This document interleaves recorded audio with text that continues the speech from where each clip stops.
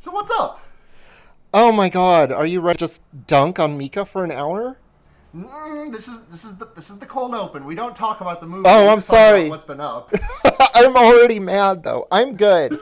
I'm Don't worry. There will be 57 plentiful minutes with which to be mad about this movie. okay. I'm decent. I'm also moving my mic away because I see in Audacity that I am topping it out. How are you? I'm doing okay. Long day at work, kind of tiring. I bought like a comically large coffee mug a couple weeks ago. Hell I yeah. bought it like back in June, but it only got here a couple weeks ago. It's 30 ounces. Whoa! What? Sarah. It's a lot. Sometimes I'm a big girl and I need a big coffee, and I'm not a stranger to drinking that much coffee in a day. I used to have a 20-ounce mug, and I would sometimes fill that up twice in a day. And Oh my god. I've made mistakes. Yeah. I will continue to make mistakes. Disappointed but not surprised. But it turns out that drinking a 20-ounce cup of coffee at 8:30 and then again at 10:30 is very different from chugging a 30-ounce cup of coffee no, at 8:30 Sarah. a.m. Goodbye as you fade into the spirit realm. Yeah, just like I fucking vibrate through the floor. I no clip and I finish my I no clip and that's a shortcut to emptying my inbox. Oh god. Okay, then I need to do that because I would also like an empty inbox again someday. Yeah, someday. Let's see, what else? I mean, it's been like a month and a half since I last recorded an episode. What's happened since then? My car broke. Oh. So I've been hoofing it and like busing and and riding my bike everywhere. This week in particular, my parents are in Alaska, and so my mom lent me her car, which I appreciated very much. But after this, I can't get too used to it because next week I'm back on my hoofing it bullshit again. Oh, that's awful. I'm sorry. Car problems are the worst. They are. It's just, yeah, it broke in a way that's not really affordable to fix this time.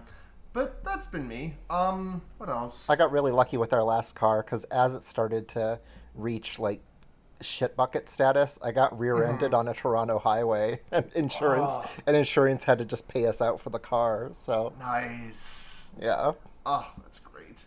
Yeah, I don't have that.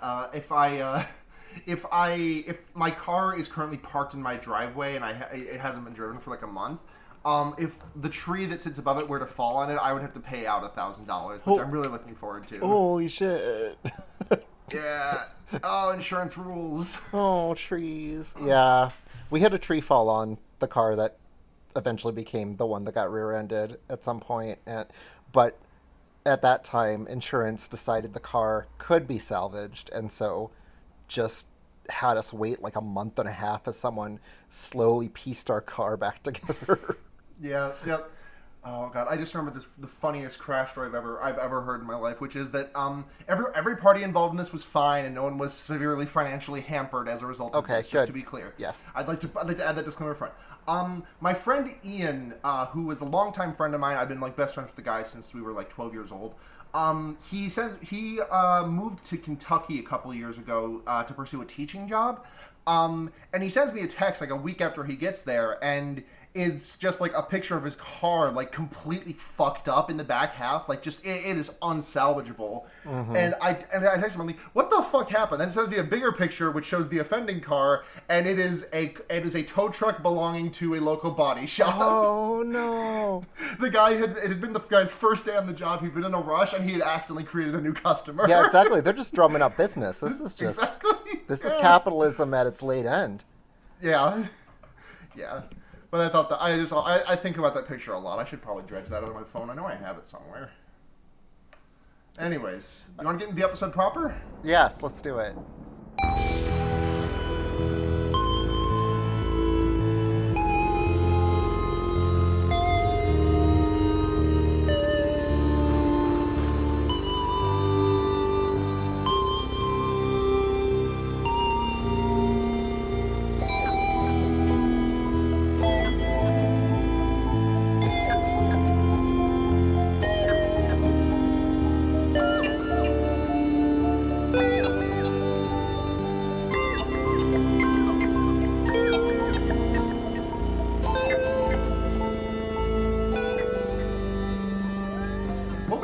Everyone, it's your number one backdoor foot fetish movie podcast.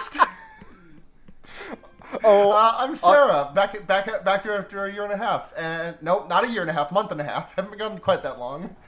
And joining me today is Blue. Hi, I'm Blue. Hi, welcome to the podcast. Thank you. Blue. What we have first-time guests do is just tell us a little bit about themselves and what their relationship is with horror movies. My name is Blue. My pronouns are she/her. I am a bunch of things. I'm a statistician, author, game designer, and just kind of general nerd. My relationship with horror is a fraught one in that I enjoy horror, the concept of horror a lot, but I am also extremely squeamish, especially about person-on-person, like human-on-human violence. So I really like tension.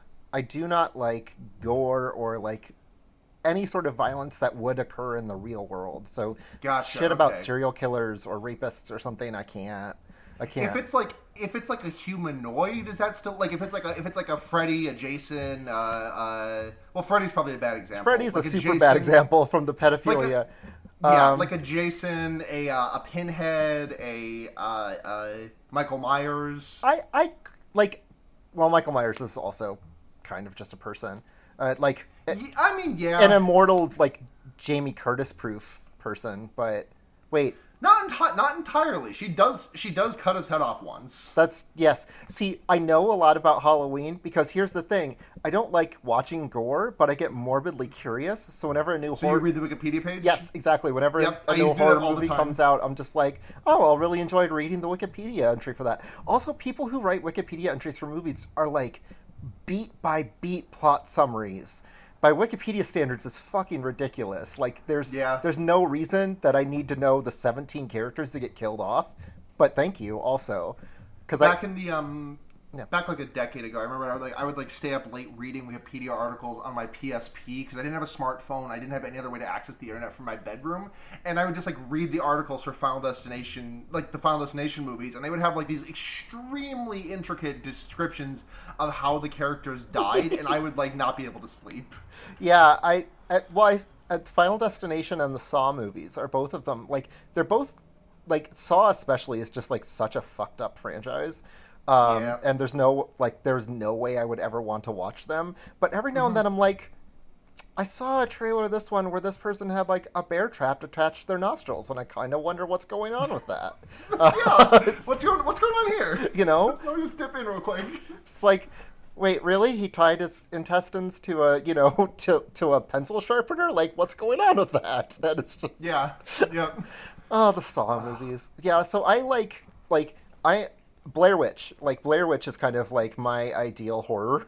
I loved the Blair Witch Project so much. The original. 2 questions. If you don't want to answer this first one, that's fine. Totes. But how old were you when the Blair Witch came out? I was a tween or a teen, I guess. I think it was 96, so I think I was 13.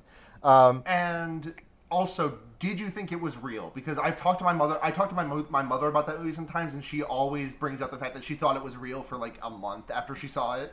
No, I didn't know. I knew it was real. I was aware it was a marketing campain. Okay.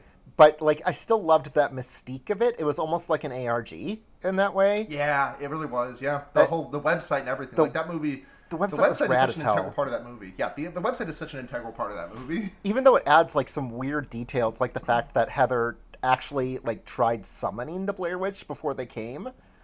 If you go through her diary, that's part of the reason that she's apologizing, supposedly, is that she was like, I'm Wiccan, I want to commune with this powerful feminine power figure.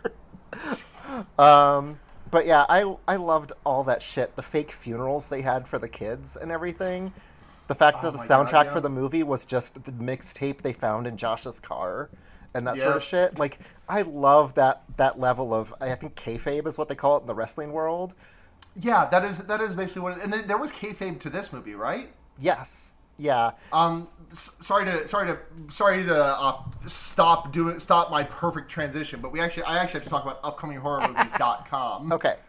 To give us a little bit of a rundown of what we have coming up, and I'm not seeing too much on here, except for a movie called Killer Sofa, and B And B, Doctor Sleep is due out soon, and I'm kind of excited to see that. I watched The Shining for the first time ever earlier this year, and I'm pretty excited to see Doctor Sleep. Excellent. I am just surprised. Like, I keep trying to like anything that is related to Stephen King, and every time it never works. Did you like It Chapter 1? I never saw it. I was considering giving it a shot because I'm finding that a genre of horror and just thriller in general that I'm enjoying is fucked up stuff happens to people when they're kids, and then we jump forward in time and see how it's messed them up as adults.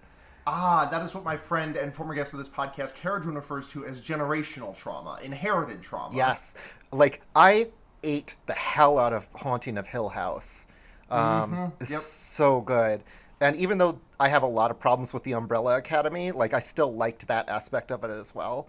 That's not horror, that's comic book sexism bullshit, but feelings.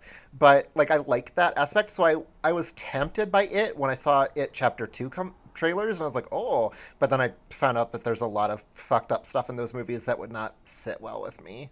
Like, I think the first one, it's been a while, but I feel like the first one is lacking some of that. It does get extremely gory though, so that is the other axis you got to worry about. I'm good, thanks. We watched Paranormal Activity. We did. The first one. And this is technically our second episode about the Paranormal Activity franchise. We did do an episode about the marked ones, but that was also the episode that Blair's computer exploded in the midst of editing, and we lost everything. Oh no! Well, we can definitely talk the marked ones, because as people who follow me on Twitter know, I have watched all 6 in the last 3 weeks to prepare for this. All 6 of the American canon. I did not watch Tokyo Nights.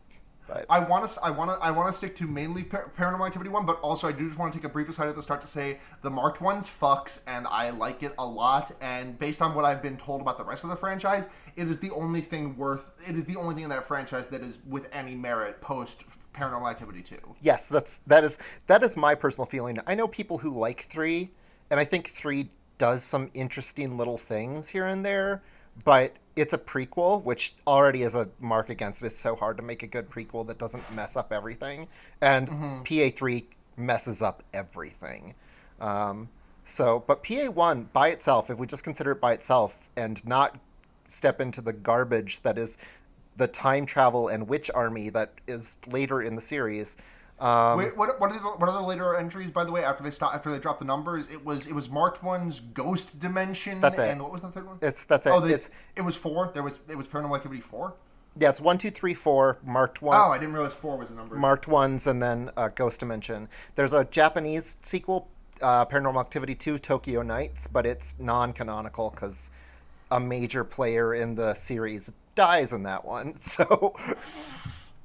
Is there another one on the way, or are they taking a break for now? Is what?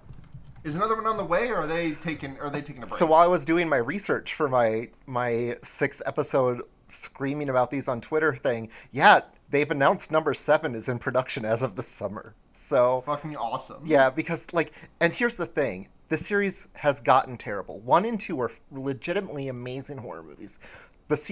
And then they just ran into the sequel problem where they kept trying to escalate it.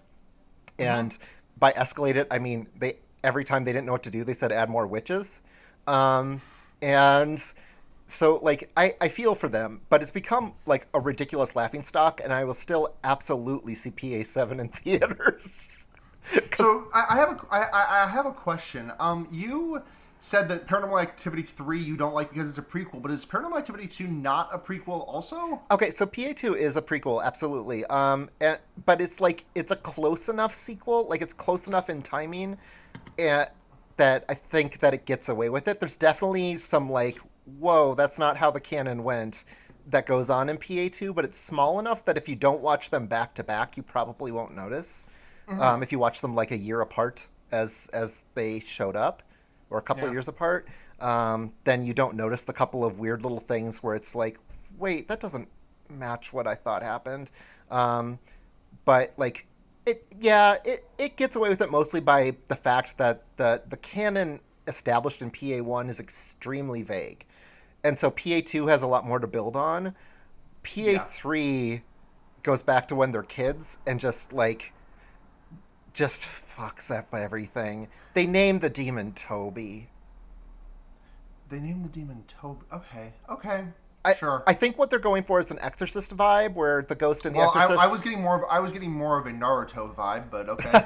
Well, in the Exorcist, she talks to the demon on the Ouija board and introduces itself as Captain Howdy, and it's I've heard about that. it's creepy as fuck because it's a tiny child talking to what you know as a malevolent entity, and it's given itself this ridiculously Kermit the Frog happy name, right?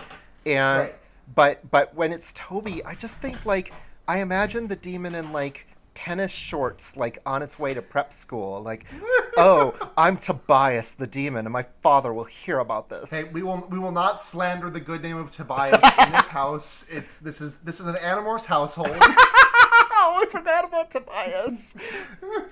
How could you forget about Tobias? I've never actually read the books. I only know Tobias by osmosis. Yeah. I'm looking at the Wikipedia for the franchise right now, and I didn't realize how close to each other all of them except for Paranormal Activity 1 came out. Oh yeah, they fucking churned these out. PA1 was 2007, and then 2 was 2010, then 2011, then 2012, then a gap year, nothing in 2013, and then the Marked one was 2014, and then the Ghost Dimension in 2015. Okay, God. Which is Ghost. I say Ghost Dimension with that affect because it's the funniest fucking name for a movie. It's the funniest fucking thing. Have you watched it? I've only seen one. I've only seen this one and and the Marked one. It's so bad. Time travel features quite prominently in it, and at one point, a guy on screen gets a ghost arm shoved through his chest like an alien xenomorph. Now, you say this is a bad movie, but to me, that sounds pretty good. Oh, honey, we'll talk about it. We'll talk about it off mic later, because spoilers for everything. But God, it's not. It's really not. Paranormal Activity is one of the two franchises in terms of horror to emerge from the 2000s, right? It's that and Saw, because Final Destination 1 was 99.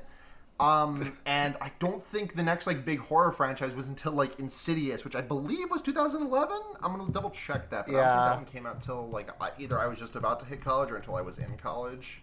I forget when the Insidiouses were, but they were after Saw, because I remember they marketed them as being from the producers of Saw. So Insidious was 2011. I can't think of any other major horror. I'm sure I'm forgetting something for major horror movie franchises, but hold on. And Insidious horror movie franchises. Insidious is cheesy and terrible, and also I definitely almost broke my partner's arm off when they did the jump scare with the Darth Maul looking guy from behind someone.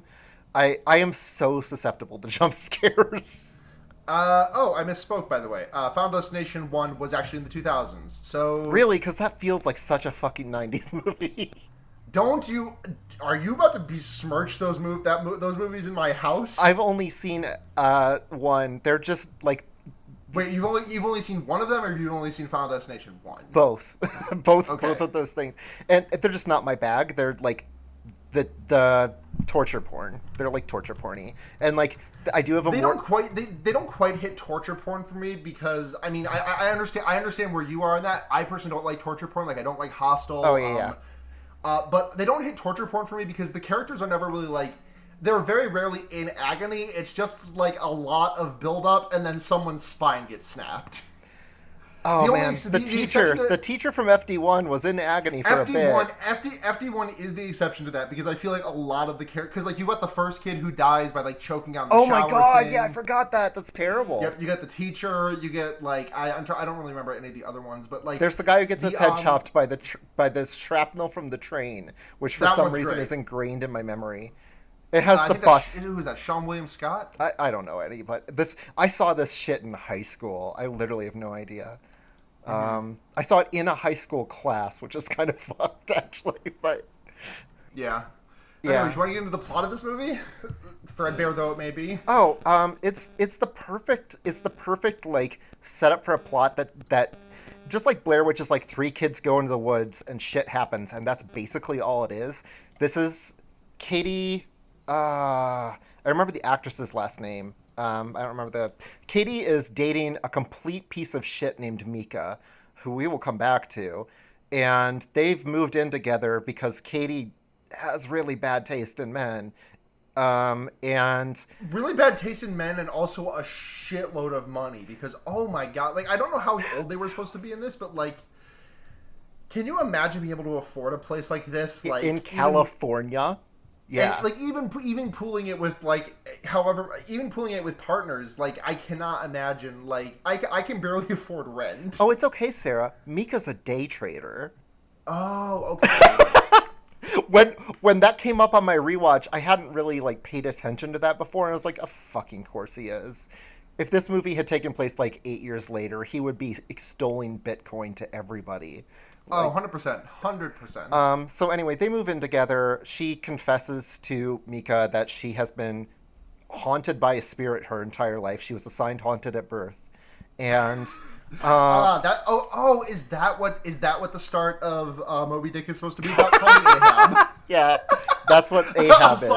Assigned haunted, parentheses, by whale, parentheses, at birth. So she was assigned haunted at birth. A creepy spirit used to stand at the edge of her bed when she was a kid, and it freaked her out, and her house burnt down, which is the biggest, like, I'm not going to talk too much about the sequels, but PA3 is a prequel that takes place around the time when the house burnt down, and they don't fucking show the house burning down in that movie, and it's the most, like, non-climax ever to have built that up for 2 movies, and they're like, they don't need to see the house burn down. I mean, to be fair, burning a house down is probably too expensive for their shoestring budget, because, I mean, how much money could they have had to do that movie? Because they had $15,000. Oh, they had $5 million. Okay. Yeah, no, the sequels, they keep pumping money into the sequels. I mean, marked ones had a bunch of special effects in it. Like non-practical special effects. And Ghost Dimension literally has a camera that can see ghosts, so... Wasn't the point of the original that you couldn't see the ghosts? Yeah, but like I feel like that was the point. Whatever. But in the Ghost Dimension, the witches have made a special camera to scare them. It's yes. I feel like you just turned a fire hose on and just pumped word salad into my face for 2 seconds there. This is what I love about the sequels is I can just drop this absolutely bullshit stuff into it, and it's like I just did like a triple take. Like I couldn't process that. No, the demon hides inside a real estate agent to sell them a haunted house, and then the witches give them a ghost camera. I'm not lying about any of this. All right. So Paranormal Activity 1. So bullshit aside, so Katie tells Micah the garbage man, but not an actual garbage man, who are American heroes. They're drinking. Did you see what they were drinking by any chance? No, what were they drinking? They're drinking one of my personal favorites, that classic $8 a bottle Yellowtail Red. Nice. And because I know how to solve this problem, I will buy a camera to prove that my girlfriend is either crazy or telling the truth. And you great display of faith in the woman you just moved into a house with. Yeah, no, absolutely. A recurring thing in the Paranormal Activity series is that every married couple must adhere to the 2 genders, which are Mulder and Scully, where one person absolutely believes in demons right away, and the other person does not believe them until the demon is choking them, basically. So Micah films everything and tries to trick Katie into having sex on camera, even when she has not consented repeatedly to that, and zooms in on her feet and tells her how sexy her feet are. Yeah. Mika's she haunted and she got feet. Just like my notes for the first one, this was my 3rd rewatch, I think, 3rd or 4th, and my notes that I made on my phone were basically, Mika's a day trader because of course he is. Micah has a foot fetish, and that's about it. I think Micah is a really good character. Like I hate this guy, but I think he's a really good character because he is archetypal of the worst partner that I have had. Who's you kind of I've not really not from personal experience, but I feel like in terms of media tropes and stuff he's a great it's a hard balance in horror movies because you don't want the people to be completely unlikable. But you would like them to be, you would like to feel a little bit not too sad when they die. Yeah. And like Katie is pretty like I'm over here sipping my respecting Katie juice. Like she's got terrible taste in men, but I know sometimes like the relationship starts good and then they turn terrible and you don't notice. Yeah, and listen, sometimes compulsory heterosexuality makes a fool of us all. Oh, okay. So side note, there's an amazing professor at a Texas university, Whitney Cox, who were mutuals on Twitter, and she sent me the paper that she wrote and presented that talks about how the real antagonist of Paranormal Activity 1 is heterosexual gender roles. It is. It is. She's the paper's thesis is that it's if it were more self-aware about how shitty its gendering was, it would be the best horror movie about gender ever made. Right, exactly. Like, I think this is like... sorry, I was saying, and then I got interrupted. But I think Micah is like a really good character. I think he is just like... He's like... It kind of feels like he's trying, but you can definitely tell that he is not putting... And it just feels like a very slow realization that you have over the course of the movie. That like every single time he opens his mouth, he just gets like... There's never like a moment where he like sheer drops off for me, but it's just like a very slow... Well, not that slow. A slow descent into, I hate this person. Yeah, I think it's not a sheer drop off because he's sliding down the slope for like 45 minutes beforehand. But when the psychic comes over, says... Shit's a demon, yo. Don't get a Ouija board. That's a terrible idea. And Katie's like, I absolutely forbid you to get a Ouija board. And he's like, but I got a Ouija board? Like, that is the point at which I was like... He waited 30 minutes, and he waited, in the movie, he waited 30 minutes, and in universe, he waited about 2 weeks, so it's completely fine, actually. It's fine. It's super not fine. It's like the day after he promises Katie that he won't buy a Ouija board, and he's like, but I borrowed it, which is the most, like, 5-year-old logic. Yes, indeed. Everything about Micah is terrible. He's, like... There's lots of great masculinity in the world, and this is not masculinity dunking, but he is the epitome of everything wrong with toxic masculinity, where he, like, won't listen to anybody, is always sure he knows how to solve the problem, even when he has no expertise, and thinks that the way to solve most of his problems is by yelling at it and antagonizing it until it goes away.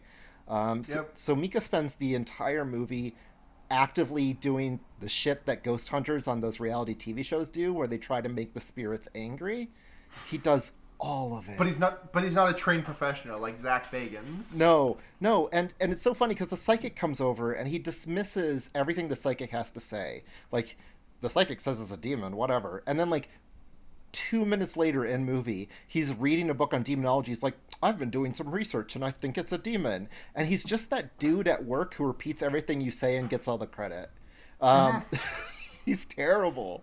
He is just the worst. And he's like completely dismissive of the demon, and like, even if like you don't put an inch of faith in this stuff whatsoever, like your girlfriend at the very worst, your girlfriend is experiencing some severe night terrors and has for her entire life, and she has not been like properly cared for them. Support your girlfriend. Don't like if you're gonna say no to this doctor, at least say like what about a sleep psychologist or something. But, like, also just let her pick her own fucking doctors, dude. Right. And it's just like, you know, when the psychic comes over, which is super early in the movie and is the main info dump of the movie, where the psychic is like, oh, this isn't a ghost because ghosts haunt locations. You have a demon which haunt people, and we don't know what demons want, and they're just going to keep doing what they do until you're dead, basically. And you should call this demonologist right away. And Micah, for the next hour of the movie, which is like 3 weeks in media, goes, oh, don't call the demonologist, babe. He can't help. I'm going to solve this by pouring talcum powder on the floor so we can get footprints. I love Katie's response when he tries that, and she's like, I mean, we pretty much have evidence that this is happening. Yeah. But, okay, babe, I guess so. The door slammed shut and something banged on it from the inside. Like, I'm pretty sure we know it's a ghost or a demon. Yeah. Yeah. Like, yeah. Yeah, he does all this, like, Tim Allen Home Improvement shit to try to catch the ghost in various ways. Demon. Oh my god, no! It's not Tim the Toolman Taylor. It's fucking it's Kevin from Home Alone. Oh my god, it is Kevin from Home Alone. You're absolutely right. Fucking when the first night that they set up the camera in their bedroom, which is directly after Micah tries to film them having sex, despite Katie's frequent repeated opposition no's. to that. Yeah, and lies. He says, "Oh, the camera's not on." He straight up lies to her and is like, "Oh no, it's on standby mode," and then she's like, "No, that's recording." Like Katie is a little bit. I consider myself a very forgiving person, but if someone did that to me, I would be like, okay, no, I'm going. Bye. Oh no, that's attempted sexual assault to me. I'm done. Yeah. And then he also turns the camera on like immediately afterwards to brag that they had what I assume is anal sex, because he's like, that was illegal in Kentucky and 13 other states. And I'm like, so you stuck it in her ass? Like, I don't know what, like, you two clearly are too vanilla to do much else. Or it's her feet. It could be her feet, I guess. Yeah, no, it definitely could be. It definitely could be her feet, but I don't think Kentucky has laws outlawing feet fetishism. Yeah, I don't know that feet fetishism is illegal though. Wait, maybe he got the strap. No, he wouldn't. Given the amount of toxic masculinity that Micah exudes from every Micah would pore. never take the strap. No. If her finger goes an inch past like the median on his tank, like the halfway point between his dick and balls and his butthole, like he immediately has to call his therapist. Oh yeah, no, absolutely. He has to go watch football until he feels better. God, yeah. Oh my god. So, but the reason he sets up the camera and he is wearing a shirt that says CoinNet on it, which completely like absolutely cements the fact that this is a precursor to Bitcoin. It is. Also, Katie sleeps in a push-up bra every night, which, Katie, please love yourself. I have a question about the sleeping, actually. Yeah. How was that done in this movie? Do you know? I have no idea. Because maybe it could just be that like they were like filmed for maybe like 10 minutes and then sped up and then it was like placed over like whatever time. I assume that's how it was. I assume they didn't make them lie in bed and roll around for several hours. I mean, they could have just had them. They could have just had them sleep. They could have, I guess. It was interesting. So. I think that there's a lot of parallels to the Blair Witch Project in this, and that obviously this was not done with quite as much actor endangerment as I think the Blair Witch Project was.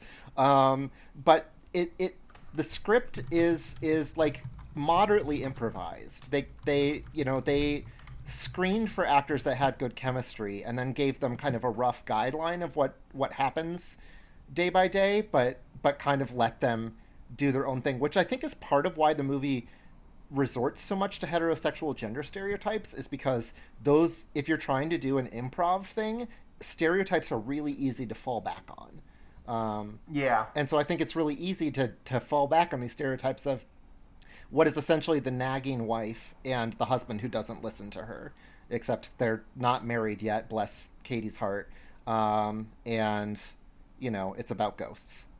But I think that's, I love this movie, and so when I'm dunking on the gender roles, I think that it's not necessarily like, I wouldn't say it's partly the movie's fault in that like it does suck, but also I think it's just indicative of the world too. Yeah.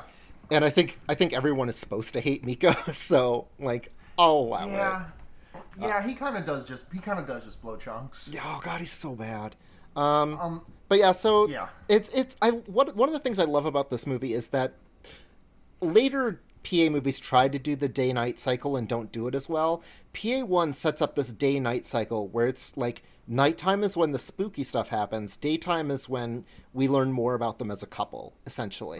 It's like daytime is pure characterization and nighttime is when the scares happen. And then, 15 minutes from the end of the movie, something shitty happens during the daytime, and it is the scariest fucking thing, just because your preconceived notions of when you as a viewer are safe to relax get shattered. Yeah, I think making things be scary in the daytime takes a severe like mastercraft. Like, I think you have to work your fucking ass off to make something scary, and I think that a conditioning, because we are like I feel like just like predisposed things are scarier at night, and I think if you don't have the time and budget to do that kind of thing, because like I feel like it's really hard to do, but I feel like a shortcut, not to like shit on Pell, is it Pell or Pelly? The guy who directed it. Oren Peli? Peli. Yeah. Not to shit on Peli or anything, but I think there's like a shortcut way to do that is kind of just to have explicitly only scary things happen at night, and then the scary thing happen at day, and it just breaks you out of the rhythm. And you know, I'm thinking about like Midsummer a lot lately, which I think is a very scary movie that takes place pretty much entirely during the day. But that movie had a lot more money, and this one had $15,000, which made it about 600,000% profitable. Yeah, it's final budget. The profit on this movie is ridiculous. So I can see why they keep churning them out, even though like the Ghost Dimension was a fucking failure financially. I'm pretty sure. But no, actually, Ghost Dimension cost $10 million to make and made about 80. Made 18? 80. Oh, 80! Holy shit! That's one of the few ones I didn't see in the theater, so that wasn't me helping. But yeah, it's the lowest grossing one, but still, it's but yeah. So PA1 is extremely low budget, and they do such, I think, an excellent job of priming you for the night times. I remember we saw this in the theater, either not necessarily opening night, but like the first couple of weeks. When the theater was still crowded, and like the audience collectively held its breath whenever the night number whatever header popped up. Like my partner and I would clench each other's hands during all of the nighttime sequences, and then we would breathe a sigh of relief when it switched to daytime. And they start so small with the nighttime segments that you, as a viewer, get used to scanning the screen constantly for any tiny change, which makes the big changes later seem much bigger. Yeah. I really wish I could have seen this movie in a theater. Oh god, it was a fucking experience. So I am a scaredy cat. Like I'm not afraid to admit that I get easily scared for sure. But also like when I saw this movie, it reinvigorated my fear of the dark for something like 6 months. Like I still like would not turn out the lights to a room with my back turned to the room. I would always watch the room when I turned off the lights and then scamper away. And again, that's partly me being a coward, but also just like it does such a good job of making the home a scary place to be. I mean, it's essentially a one set play that only takes place in the house. And I think part of what makes it so scary is that there is no motivation really for the demon. The demon is just evil, and it just wants to make them miserable and then kill them, and that's it. And there's no appeasing it. There's no like, you know, oh, she had a hard childhood and then got shoved in a well and took 7 days to die. Like reason for it. It's just for some reason when you said that, I thought you were gonna say like she got shoved in a well and took nearly lethal fall damage. I mean, that's also true of Sadako, really. But yeah. Not quite lethal fall damage. She was in that well for a bit. Like she like fell down the well and like she was like, and then like her like vision got like all red around the rim and like it was like pulsing a little bit. Yeah, I mean, in the American version, she canonically took 7 days to die down there. So yeah, that's a good movie. I should watch that one again. The American version was weird. I'm not a purist about remakes really, but I felt like in the Japanese version the videotape made sense in that it was a bunch of clues to lead them to the right place, whereas in the American version it felt like the videotape was mostly just like, here's some jump scares we're gonna do later, and that's kind of it. But it's been a long time since I've seen either, to be fair. But like I think the original, I think the American one is fun because a horse commits suicide. Yeah, that's fucking weird. That's what I mean. It is. A horse just decides to fucking murk itself for the sake of it being scary. Yep. Yeah. So that's fun. It is. I think it's a weird scene, but it makes me laugh like an idiot every single time it happens. Because who is it? Is it Nicole Kidman? No, it's not Nicole Kidman. Who the fuck's in that movie? No, Nicole Kidman was the Others. Yes, that was the Others. Yes. I was gonna say, was it Nicole Kidman? It's someone Kidman-esque though. Naomi Watts. But yeah, so there's like it's hard to talk about PA1 because basically it is like daytime.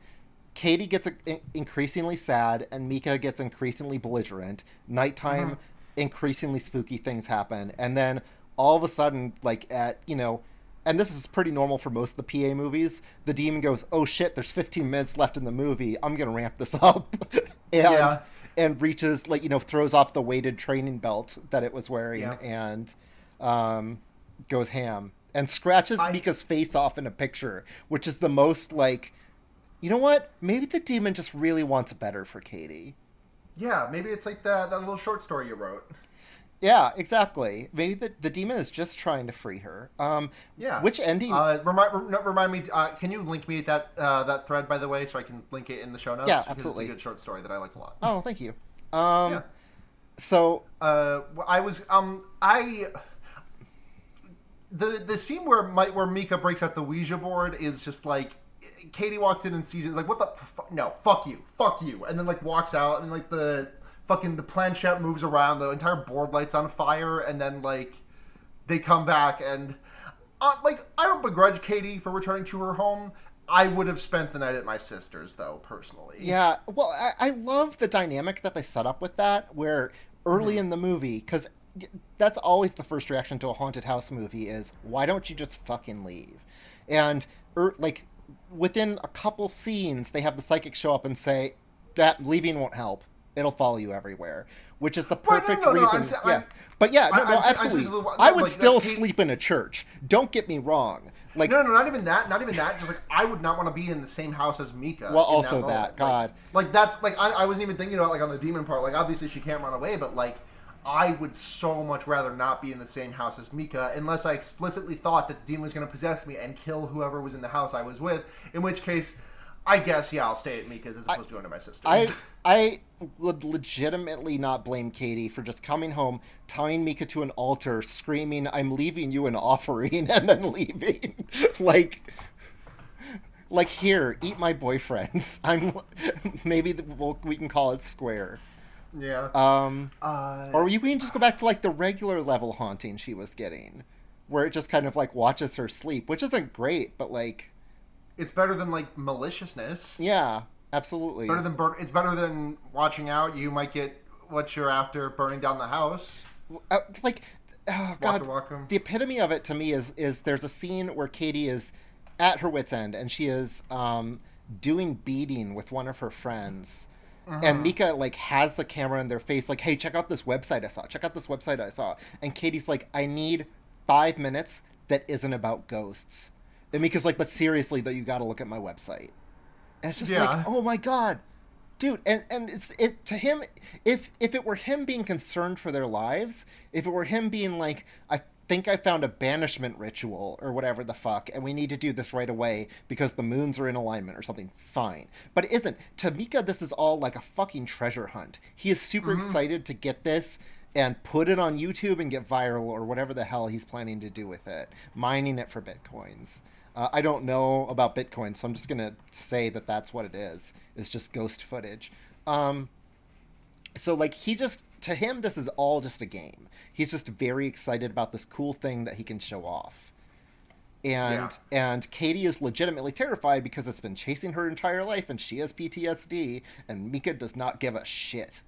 And that's something that comes up in a lot of the PA movies, where there's one partner who, like, seriously believes this and is freaked out, and the other partner, almost every single one of these movies has a fake jump scare where the partner that doesn't believe it does something scary to freak the other one out, and it's like, what the fuck is wrong with you, cis straight people? Are you okay? Yeah. They're not. Don't get it. Yeah. I think one of my favorite moments in this movie is when the doctor shows up again at the very end and is like, okay, Miss Fritz, I'm about to head out, and then just leaves. Yeah. Nope. That's so good. The psychic shows up again. Because by the time Katie finally calls the demonologist after Micah keeps telling her not to, the demonologist is out of the fucking country. And because it's like 2.5 weeks after they were supposed to call. And so they get the psychic to come back, and the psychic takes one step in the house and is like, oh, it does not want me here. I need to leave. And just pieces out, and it's the best. And it sets the stakes so well, I think, because, like, you know, I think it's cheesy going back and rewatching for, like, the 17th time, probably, but I will tell you, seeing the theater, seeing the psychic get freaked out, who was, like, the one source of information and exposition, like, that freaked me out so much as an audience member, being like, oh, this was the one person who might be able to fix it. Oh, nope. they're doomed. They head out. Bye. And like, yeah, and Katie just completely has a breakdown, and is the first time that Micah finally puts down the fucking camera because she starts sobbing on the floor outside their bedroom. So was this the movie that like was found footage like largely dead as a genre before this? Like I don't even remember like many found footage movies coming out between Blair Witch and this. Besides, like, was Blair Witch 2 found footage, or was that like shot on?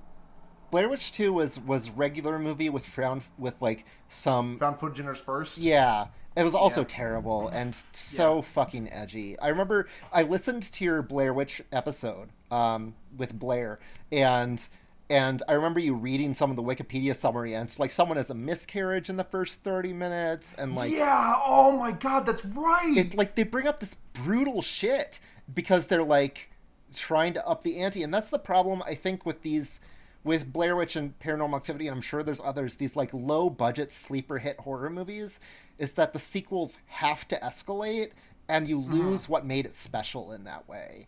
Like, PA2 manages to hold on to it some. They keep the scares... Like, towards the end, someone gets dragged down the stairs, and it's, like, it gets pretty, special effectsy. But most of the scares are pretty, like, the pool cleaner keeps crawling out of the pool at night, and that sort of stuff.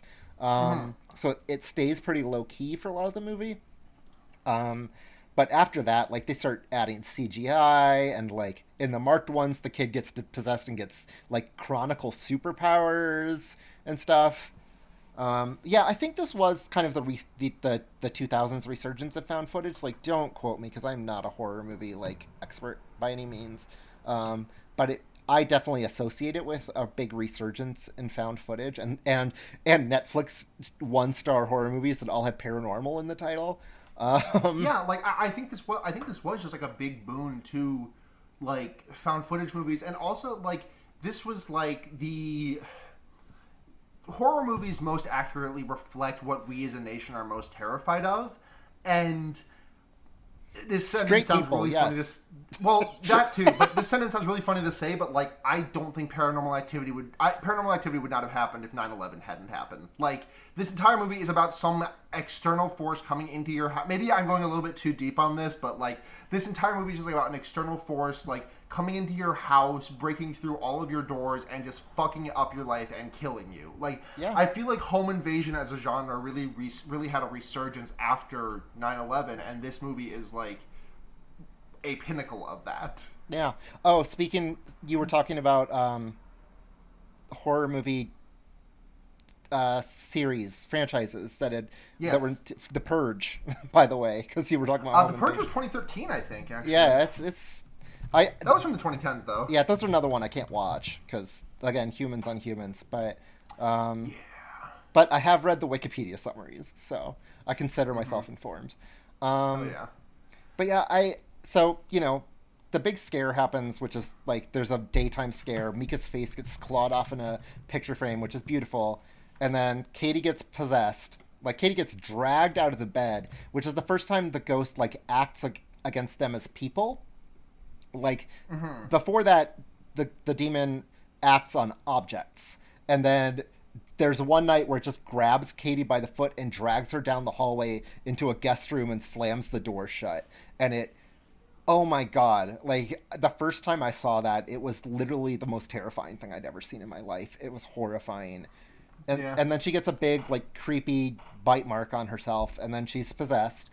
And there's a great scene where she's been begging Micah to leave the house for days. And Micah's finally like, okay, we're leaving the house. This is fucked up. And Katie's lying in bed and goes, no, I want to stay. We'll be fine now. And then she, like, looks directly at the camera and says something like, we'll be fine now. And it's with the voice of Legion. Like, there's a second voice underneath hers saying it, too. And it is, like, seeing that in the theater was just amazing. I think you lose it with the home system. Like, which is the most annoying, like, cinemaphile shit I will ever say, and I am not that person usually. But when we watched this at home this last time, I was like, oh, you can barely hear it. The subtitles said it, but you can barely hear it. I would not have caught that if the subtitles hadn't said it. Like, I knew what was going on, but like I would not have caught that specific thing if the subtitles had not said it. And then Katie gets up in the middle of the night, goes downstairs, screams. Micah runs down. You hear Micah scream and then abruptly stop screaming. And then Mika's body gets thrown in the camera. And then, so here's the question. Here's the fun question. Which ending did you get?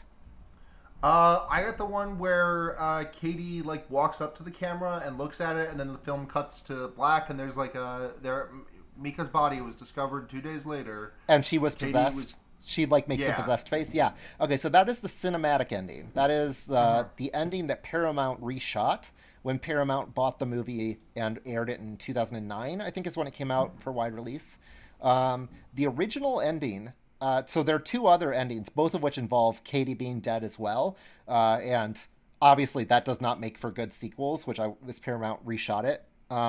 So one ending, I think, was another Paramount reshoot, actually, but it was not one that they used anywhere, where Katie, like, you hear Mika stop screaming. Katie comes upstairs covered in blood with a knife, and she shuts the bedroom door, looks straight at the camera, cuts her throat. And that's the end of the movie. The original ending that was used in like Sundance and stuff when it first debuted in 2007, I think is actually, the most interesting ending to me, which is Katie comes back upstairs covered in blood, knife. She stands around and just does the creepy standing thing that she does for like a day and a half. And the camera just speeds through all of it. And the camera slows down for you to hear an answer machine message from her friend Andrea, that showed up a couple times, calling to check on her. And then eventually the police show up and Andrea comes over. Sorry, not a machine message. Andrea comes over. Oh, you mean Amber? Amber? Is it Amber? Okay. Amber. I had to watch 6 of these fucking things. I don't know. That's fair. That's very fair. Amber comes over to see Katie, finds Mika's body, screams and leaves. And it's just we only hear this from upstairs. And then later the police come. Katie snaps out of it and is standing in the doorway with a knife when the police come up, and is trying to like talk the police down when the police are trying to get her to drop the knife, but she's too confused. And then the demon slams the guest room door, which makes the cops start firing. And they shoot her. And to me, that is like the most like perverse way to end it. So I kind of love it, because it's like the demon didn't want to kill her directly, but instead just engineered this like jigsaw shit to make it happen. Yeah. So I kind of love that ending, but Katie shows up like 8 times in the sequels, so they needed her around as the plot MacGuffin. Yeah. But yeah, it was really interesting this last time we watched it, because I was watching with a friend who'd never seen it, and we had the freaky experience where we got the cutting her own throat ending, but the subtitles from the other ending, from the cinematic ending, and so the subtitles would say like muffled screaming and stuff when it was dead silent. And that was actually the freakiest part of watching it this last time, because it was very surreal. That's pretty good. That's pretty fucking good. But it's a fantastic movie. I think these movies these horror movies like Blair Witch and this, that leave room for improvisation, have such more natural speaking styles to them, and can have it's mumblecore. Yeah, can have such beautiful moments to them. Like, not to get too Blair Witchy, but like the moment when Josh is taunting Heather with the camera in Blair Witch when she's crying, and he's like, "It's not so great being on camera. How's it feel?" Like that moment and how it gets played is so like perfect and establishes so much character stuff in the midst of all the horror. And I think you get moments like that with this too, where Katie is just a woman who is down to her last straw and is dating the fucking worst dude, and you get to watch the relationship just utterly disintegrate in 3 weeks. So it's kind of a relationship drama in addition to horror movie, and I absolutely love it. It's a good movie. On a scale of... So, are we ready to do rankings? Yeah, ratings? totes. On a scale of 0 to 5... here we go. On a scale of 0 to 5 CoinNet t-shirts, how many CoinNet t-shirts are you giving this movie? So I am giving it probably a 5. You have to understand that this movie is 100% my shit. It is horror that is 90% doors moving and people not getting stabbed, and is found footage, which are both like big things for me. So for me, it's basically perfect. I think it's a bit of a. I think it's a kind of a hard movie to go back to. Yes. I think that it's like it's kind of in the same. I think that it's kind of in the same way that like I have a hard time going back to like. This is a weird comparison, but I have a hard time watching The Angry Video Game Nerd because I grew up watching so many of his like the people who were trying to ape him, like the nostalgia critic et al. Yes. That like going back to the original, the one who like invented it, the one who like, and I look at that and I'm like, oh, this is just so rote because everyone copied from him whole cloth. I saw the original last. Yeah, I still think this is like a 4.5. This is still a really good movie. I just don't think I can appreciate it as much as someone who saw it like when it was in the theatrical release. Yeah, it defined a bunch of the cliches, and it's also hard for me to rate it because again, I made garbage decisions with my life and have watched all 6, and it is one of those series where watching the later ones actually almost ruins the the earlier ones a bit.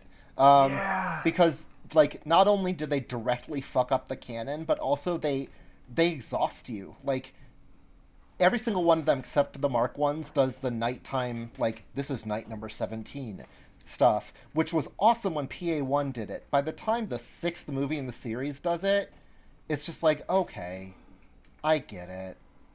Like, I get it. The demon doesn't like the daytime. I understand. Yeah, we get the memo. And you named the demon Toby. And I can't. And then someone... Toby! And then in marked ones, someone is blasting witches with a shotgun. Yeah, it's just a lot. There's a creepy... In 4, oh my god, it's just so much. It's all so much. And the thing about PA1, I think, that I'll come back to, is that it is an unknowable horror. Like... The scariest thing is the thing that you can't appease, you don't know what it wants, and there's no way to stop it. And later ones give Toby like a motivation. Toby is like the Cylons in BSG. He has a plan. And much like the Cylons in BSG, the writers didn't actually know what that plan was. And so it's a lot of flailing around. Eventually, the plan in 6, spoiler alerts, is that Toby just wanted a human body.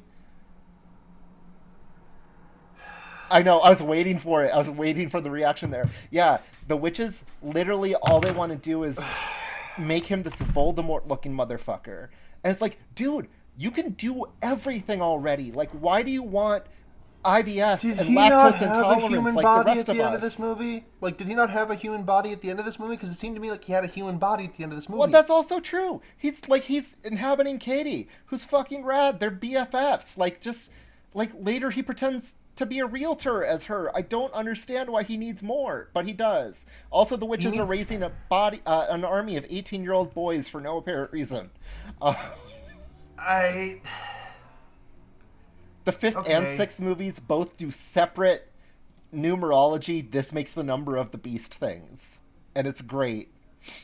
Like, marked one's the laziest one ever, where it's like, oh, you get possessed when you're 18 because that's 6 plus 6 plus 6. I'm like, I'm pretty sure Satan doesn't give a shit about that. Maybe Satan just wanted to be able to vote.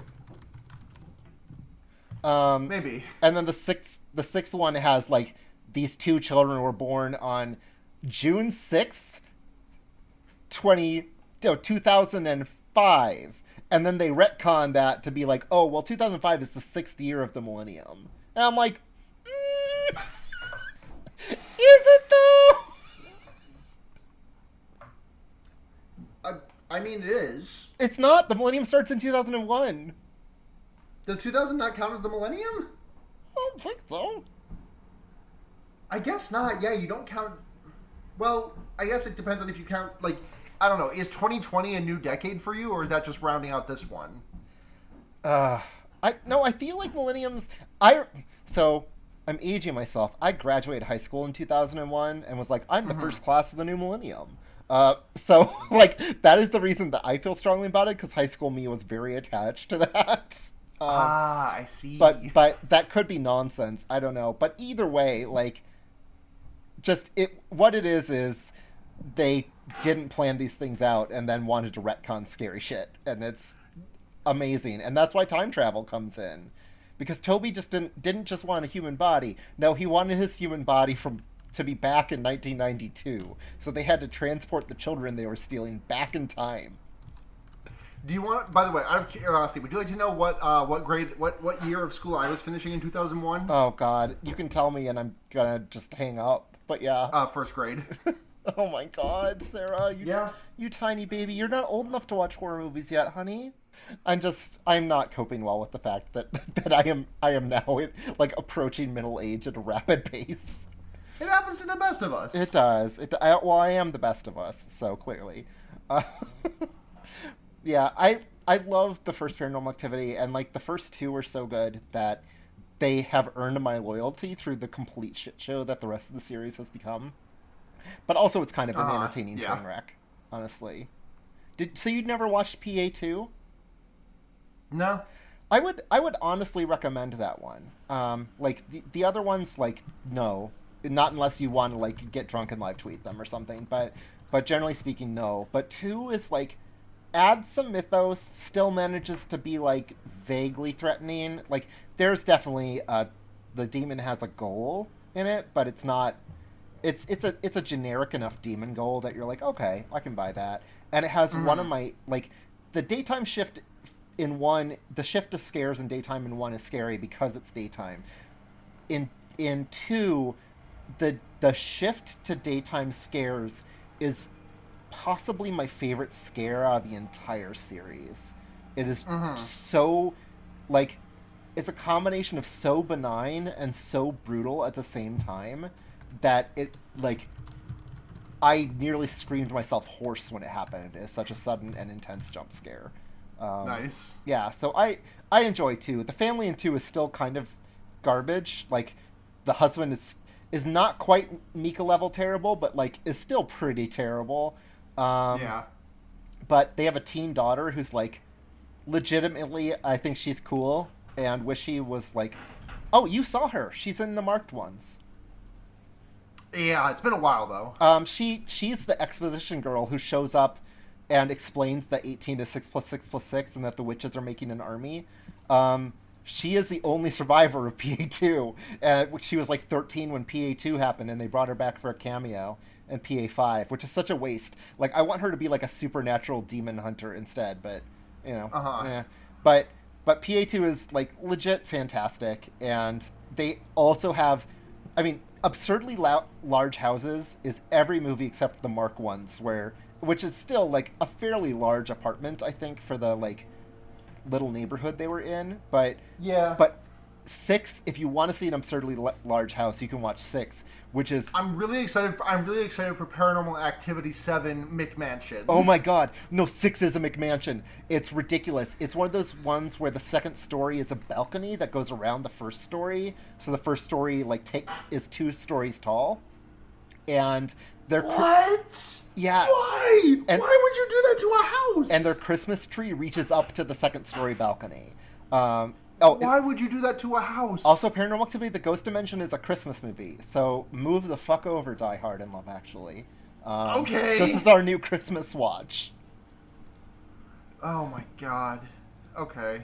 Do you want to get into recommendations? Yeah, go for recommendations. What the fuck am I gonna recommend? You know what? I'm gonna be fully on my bullshit this week, and I'm gonna recommend the anime that I've been watching lately, which is Death Note. Oh god, Death Note, yes. I think I genuinely think that I'm rewatching the first season, and then I'm gonna watch the second season because I never watched that before. But I genuinely love the first season of Death Note, and it holds up. Like it's still it is very much like mid 2000s uber dark edginess, but also like. I just fucking, like, Light and L's dynamic is so fucking 20th dimensional chess, and it fucking rips ass every time. I love it so much, and the intro music is great. I love everything I genuinely do love everything about that show. Have you watched the live action movie? I've not yet. That is a stay tuned for this podcast. Oh god, that's great. I've heard like some surprisingly decent things. Really? About it. I have Yeah. only heard people dunking on it.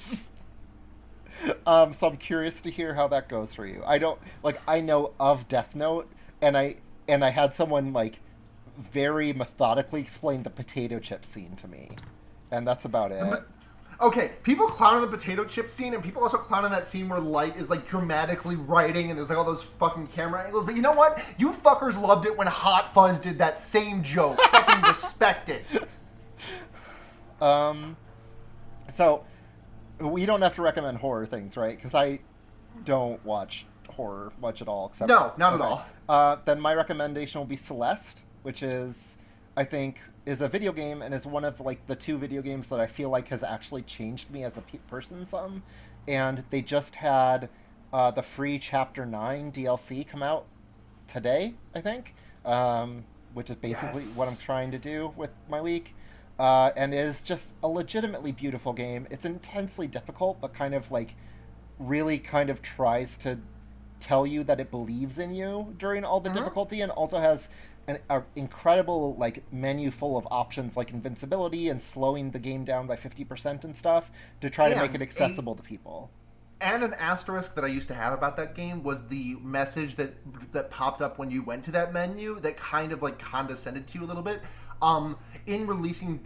With this patch that released Chapter 9, the Celeste team worked with like some people, like including like half coordinated the one-handed speedrunner to like fine tune that message to be as like to get across the message of what Matt Makes Games Inc. was trying to say with it without being condescending about it. Yeah, and I know that they've made other changes too. Like it used to be if you like beat a level using with an assistant thing on, the symbol would look slightly different, so it's kind of like an achievement like with an asterisk type thing, and they took that out because they were like, well, we don't want people to feel lesser for beating the level however they need to beat it. Like I get the point of the message of having a message there, because the point of Celeste is that it is really difficult and that it is about overcoming adversity and pushing your it's about getting attached to the struggle rather than to the goal.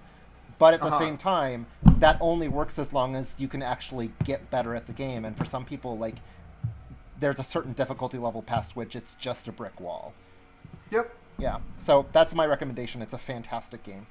It and Undertale are the 2 that I feel like changed me as a person slightly. So yeah, it's a good video game. It is. It is. My Switch got stolen, but my friends got me a new one for my birthday. But Celeste does not have cloud save, so I have to, big air quotes, go through all the A, B, and C sides again. Yeah, I saw you. I'm still on the last screen of the Chapter 8 C side, so I'm still not quite... Have you... I posted a tweet of it when I beat that back, because back when I broke my foot last year, I had a lot of time to just devote to that game, because I wasn't doing fucking anything else. And I posted a video of me beating that screen, and it was literally too long for the video to capture from start to finish. There's a couple of the Seaside screens that have been that way for me with the 30-second switch capturing. It's the Chapter 7 Seaside as well. I love this game so much, and I have never worked this hard at a video game in my life. Like most video games, if I fail in the same spot 3 times, I'm like, fuck this game, I've got better things to do. And I have, on a single screen of this game, sat for 3 different days, an hour apiece, grinding it until I got it perfect. And I enjoyed it, and it's weird. Also Matt Thornton came out as non-binary during Pride Month, which is fantastic, and Lena Rain is a trans woman who did the music, so it's it is an intensely trans and queer feeling game to me, and it is extremely I feel very validated by all of that. So it turns out it's good. It's so good. Also, I think Celeste might be the most recommended media that has been on this podcast, because I definitely recommended it when it came out at least once, if not multiple times, and you are not the first guest to recommend it. So I just think it's great that that's so fucking good. My list of 10 out of 10 video games is pretty short. And there's some questionable ones. I love the Mass Effect series, even for all its flaws. But Celeste is no question. It and Undertale are tied for 1 and 2, and that's just it. Okay, well, that's going to wrap up the podcast, except for we have to do the cleanup stuff. So I'm going to open up the Patreon. But in the meantime, Blue, where can people find you online? You can find me probably mostly on Twitter at Azure, AZURE _Husky. Or on Mastodon at Azure Husky with no underscore in it at yif.life, because I keep it classy. Oh, you gotta keep it classy. Yif.life versus snouts.online. They're both really good. Yeah, they are. They're both really good. Also have a partner who runs beach.city, which is a great Steven Universe shout out. So that's pretty good, yeah. you can find me. Well, thank you very much for listening to Fearbaiting. You can find us Fearbaiting everywhere. That's Twitter, Tumblr, Gmail, and Patreon. And if you would like to support the podcast, patreon.com/fearbaiting is where you're going to go. $1 a month gets you early access to the episodes and any bonus content we do. There has been some talks about some bonus content for Wonder Years, maybe. That's still very much in beta, but we're I guess alpha really. But we're there's irons in the fire. For $5 a month, you get your name right into the podcast, and you can make us read a short message if you're choosing. $10 a month lets you make us pick a movie. So thank you very much to Michael Kaiser, Paul Moran, Kit Spindler, Paul Bechtel, and Ducky Aisha for your continued support of this wonderful podcast. I'm going to request that one of the $10 Patreons makes you watch Killer Sofa, because I really need to know. You really need to know what's going on with Killer Sofa? I really need to know. All right. You can find me on Twitter at Sunhatzhenya. That's SUNHATZHENYA. And listen to my other podcasts, The Wonder Years, which I do with editor of this podcast, Blair, and musician responsible for our intro-outro tracks, Seda. We talk about Animorphs. And then there's also Henry Kissinger's Pokemon Going to Die, the Leftism podcast made by, for, and of the Terminally Online. God, that fucking name gets me every time. It's a good name. I really like it. I don't remember who who of the hosts said it originally, but someone said it, and it's very funny and good. It's extremely like 2018, 2019 level of humor. Yeah. That's where we're at as a society. Mm-hmm. The thing is that we're ahead of our time, because we came up with that name in like mid-2017. Okay. But anyways. Yeah. And also thank you very much. I mentioned it already, but Seda, musician, intro, outro music, thank you very much. You can check out their stuff at, they make under People You Meet Outside of Bars, which can be found at gaygothvibes.online, which is just the best URL in the world. Seda put out a track that they'd made a couple of months prior, but it's a drone track that's like 18 minutes long, and it fucking rips. For a second, I thought you said they sent out a trap, and I was like, oh no, like Kevin from Home Alone again. Yeah, they sent out a drone trap. They like had like a fucking four propeller drone just like dangling a carrot in front of me as I walked off a cliff. Oh my god, don't get me started, because I watched Venom, where there's exploding military drones that just ram into things. It's terrible. Anyways, I think that's going to do it for this week's episode of Fearbaiting. We're back, baby. Oh yeah, Schlocktober is ramping up. We're ramping up to Schlocktober. That's coming in a couple of weeks. We will be doing live streams of the movie on mostly, I believe, Friday nights. We might have to do a Saturday night or two, but I think it should be Friday nights that we do the movies. And fucking get excited. We're about to watch some fucking garbage. Yay! And yeah, but until next time, I'm Sarah. I'm Blue. And remember... I don't remember what the thing is. You can put a fucked up guy anywhere. That's right. Okay, sorry. Just say it. Well, you can put a fucked up guy anywhere. Blair, just make it sound like I said at the same time.